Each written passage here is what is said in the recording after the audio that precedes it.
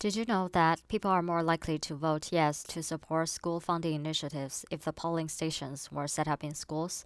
This influence of the environment is a type of psychological priming.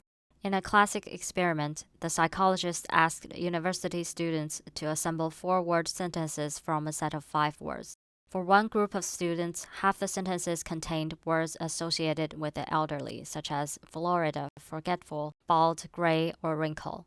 When they completed that task, the young participants were sent out to do another experiment in an office down the hall, but the actual experiment was the short walk in between.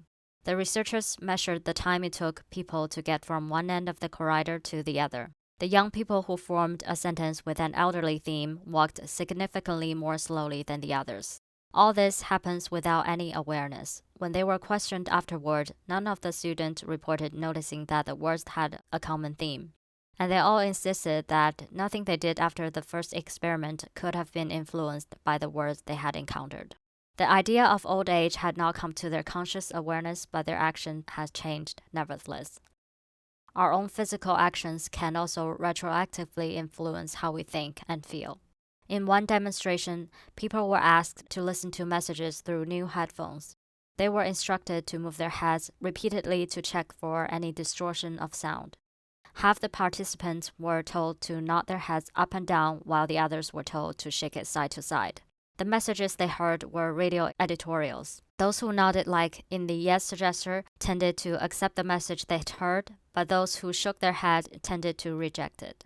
Again, there were no awareness, just a habitual connection between an attitude of rejection or acceptance and its common physical expression.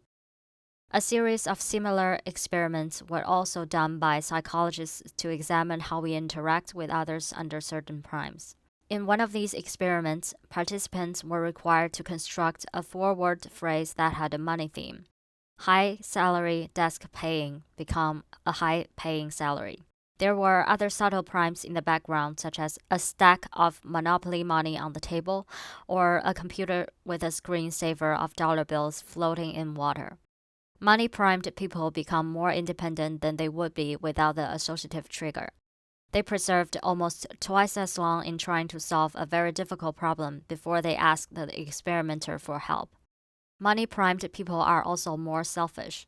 They were much less willing to spend time helping another student who pretended to be confused about an experimental task.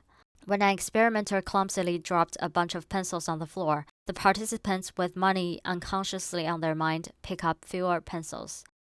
In another experiment in the series, participants were told that they would shortly have a get-acquainted conversation with another person and were asked to set up 2 chairs while the experimenter left to retrieve that person. Participants primed by money choose to stay much farther apart than their non-primed peers, at 118 centimeters versus 80 centimeters. Money-primed undergraduates also showed a greater preference for being alone.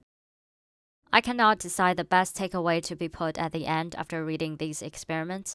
Maybe just try to be aware of the primes we encounter everywhere in our media, public policies, social interactions, and so forth, and put some healthy dose of doubts to your beliefs that you think were from your own critical thinking.